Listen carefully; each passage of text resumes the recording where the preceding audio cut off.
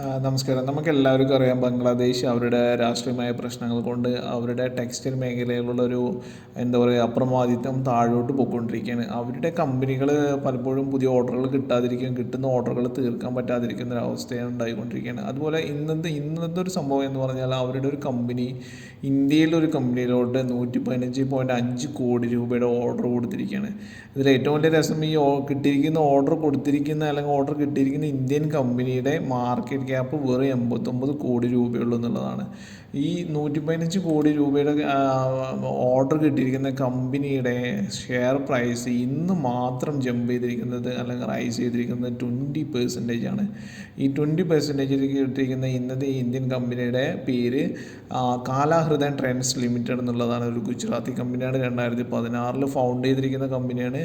ഈ കമ്പനിയുടെ ഒരു പ്രത്യേകത എന്ന് പറഞ്ഞാൽ അവരുടെ ബിസിനസ് പ്രൊഫൈൽ എന്ന് പറയുന്നത് manufacturing, trading of fabrics, embroidery, അതുപോലെ trading of grey fabrics, buying grey fabrics, ഇങ്ങനത്തെ ടെക്സ്റ്റൈൽ റിലേറ്റഡ് ആയിട്ടുള്ള ജോബുകളാണ് ഇവർ ചെയ്തുകൊണ്ടിരിക്കുന്നത്. അതുപോലെ printing, dyeing of suiting, shirting, dress, fabrics, ഇങ്ങനത്തെ എല്ലാ കാര്യങ്ങളും ഇവർ ചെയ്യുന്നുണ്ട്. ഇവരുടെ കമ്പനി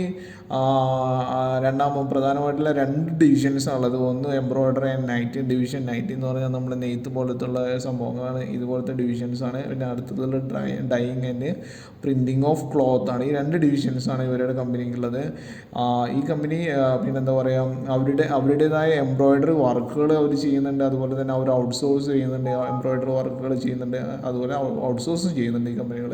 പിന്നെ അവരുടെ ഇതുമായി ബന്ധപ്പെട്ടുള്ള അവരുടെ മെയിനായിട്ട് 2 വലിയ പിന്നെ എംബ്രോയിഡറി യൂണിറ്റ് ഉണ്ട്. അത് 15,000 മീറ്റേഴ്സ് പെർ ഡേ അവരുടെ പ്രൊഡക്ഷൻ ഒരു ദിവസം അവർ ഉണ്ടാകുന്നുണ്ടാണ് കമ്പനിയുടെ പ്രൊഫൈലിൽ പറയുന്നത്. അതുപോലെ തന്നെ dyeing and printing of cloth, ഈ ഇതും അവർ ചെയ്യുന്നൊരു വലിയൊരു ബിസിനസ്സാണ്. പിന്നെ ഡ്രൈവിംഗ് യൂണിറ്റ് റെൻറ്റ് ബേസിസാണ്. റെൻറ്റ് ബേസിസിലാണ് അവിടുത്തെ ചെയ്തിരിക്കുന്നത്. അതുപോലെ തന്നെ ഈ ഇത്തരം വർക്കുകൾ അവർ ഔട്ട്സോഴ്സ് ചെയ്യുന്നും ഉണ്ടെന്ന് അവരുടെ പ്രൊഫൈലിൽ നമുക്ക് വെരിഫൈ ചെയ്യാൻ പറ്റുന്നതാണ്. ഇതൊക്കെയാണ് ഇവരുടെ മെയിൻ കമ്പനിയുടെ ഡിവിഷൻസ് ഉള്ളത്. പിന്നെ അവരുടെ മാനുഫാക്ചറിങ് ഡിവിഷൻസ് ഉള്ളത്, മാനുഫാക്ചറിങ് യൂണിറ്റ് ഉള്ളത് ഗുജറാത്തിലെ അഹമ്മദാബാദിലാണ്. പിന്നെ ഇവരുടെ റവന്യൂ വന്നിരിക്കുന്നതും മെയിനായിട്ട് പിന്നെ ഗുജറാത്ത് ബേസ്ഡ് കമ്പനിയാണ്. അതുപോലെ തന്നെ ഇവരുടെ 96% ഓഫ് റവന്യൂ വന്നിരിക്കുന്നതും ഗുജറാത്തിൽ നിന്നാണ് കാണാൻ പറ്റും. പിന്നെ അതുപോലെ തന്നെ തൊട്ടടുത്തുള്ള ഏകദേശം 8 സ്റ്റേറ്റിലൂടെ പിന്നെ എന്താ പറയുക സപ്ലൈ ചെയ്യുന്ന അല്ലെങ്കിൽ സെയിൽ ചെയ്യുന്ന ഒരു കമ്പനിയാണ് ഈ കമ്പനി എന്ന്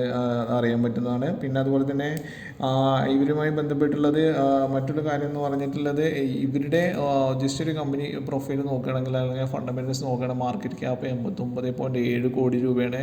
കറണ്ട് പ്രൈസ് 52 രൂപയാണ്. അത് നമുക്കെന്താ അറിയാൻ പറ്റും, ഗ്രാഫ് നോക്കിയാൽ തന്നെ പറയുന്ന ഒരു സ്റ്റീപ്പായിട്ടുള്ള ഒരു ഹൈക്ക് ഇന്ന് വന്നിട്ടുണ്ടെന്ന് കാണാൻ പറ്റും.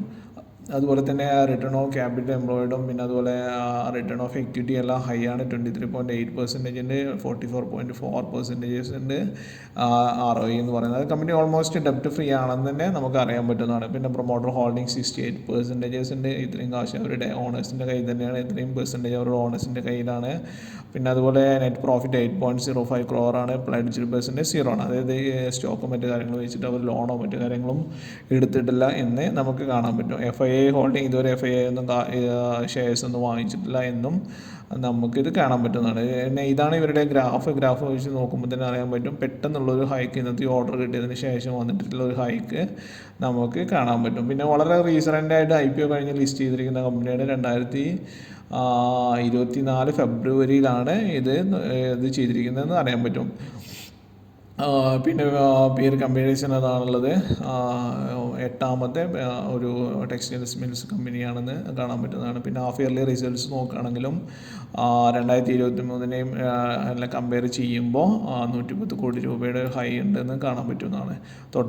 തൊട്ട് മുമ്പ് 84ഉം അതിന് മുമ്പുള്ള ഹാഫ് ഇയർലി 89 crore ആണെന്നുള്ളത് നമുക്ക് കാണാൻ പറ്റുന്നതാണ്. അതുപോലെ തന്നെ പ്രോഫിറ്റ് ബിഫോർ ടാക്സ് പെർസെൻറ്റേജ് 25% അല്ലാണ്ട് ഇനി പ്രോഫിറ്റ് ലോസ് ഇയർലി ബേസിസ് നോക്കുമ്പോഴും സെയിൽസ് ഗ്രാജുവലായിട്ട് ഇൻക്രീസ് ചെയ്തിരിക്കുന്നതിനെ കാണാൻ പറ്റും. അത് 2022ഉം 2023ലും 154 കോടിയായിരുന്നു സെയിൽസ് ഉണ്ടായിരുന്നെങ്കിൽ 2024 മാർച്ച് ആകുമ്പോഴേക്കും 194 കോടിയായിട്ട് ഇത് ഹൈ ആയിരിക്കുന്നത് കാണാൻ പറ്റും. ഒരു സ്റ്റേബിൾ അല്ലെങ്കിൽ ഒരു സ്ലോ ആൻഡ് സ്റ്റേബിൾ ആയിട്ടുള്ളൊരു സെയിൽസ് ഗ്രോത്ത് ഉണ്ട് തന്നെ നമുക്ക് കാണാൻ പറ്റുന്നതാണ്. അതുപോലെ തന്നെ പ്രോഫിറ്റ് ബിഫോർ ടാക്സസ് ഇൻക്രീസ് ആണ്. അതുപോലെ ടാക്സ് പെർസെൻറ്റേജസ് കറക്റ്റാണ്. 25% അവർ ടാക്സ് ചെയ്യുന്നുണ്ടെന്നുള്ള അറിയാൻ പറ്റും.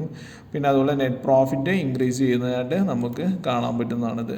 ഇത്രയൊക്കെയാണ് ഈ കമ്പനിയുടെ ഒരു പ്രൊഫൈൽസ് നോക്കുന്നത്. വലിയൊരു ഹൈ ആയിട്ടുള്ള എല്ലാ പെർസെൻറ്റേജസും നെഗറ്റീവിൽ വന്നിട്ടില്ല എന്ന് നമുക്ക് ചെറിയ കമ്പനിയാണെങ്കിൽ അറിയാൻ പറ്റും. അതുപോലെ ROE ROCO അല്ലെങ്കിൽ EPS ഒന്നും തന്നെ നെഗറ്റീവായിട്ട് വന്നിട്ടില്ല എന്ന് നമുക്ക് ഇതിൽ കാണാൻ പറ്റുന്നതാണ്. അതുപോലെ എന്താ പറയുക, നെറ്റ് പ്രോഫിറ്റോ അല്ലെങ്കിൽ സെയിൽസോ അല്ലെങ്കിൽ ക്വാർട്ടർലി സെയിൽസിലോ ഒന്നും നെഗറ്റീവായിട്ട് വന്നില്ല എന്ന് അറിയാൻ പറ്റുന്നതാണ് എന്നാണ് ഈ കമ്പനിയുടെ ഒരു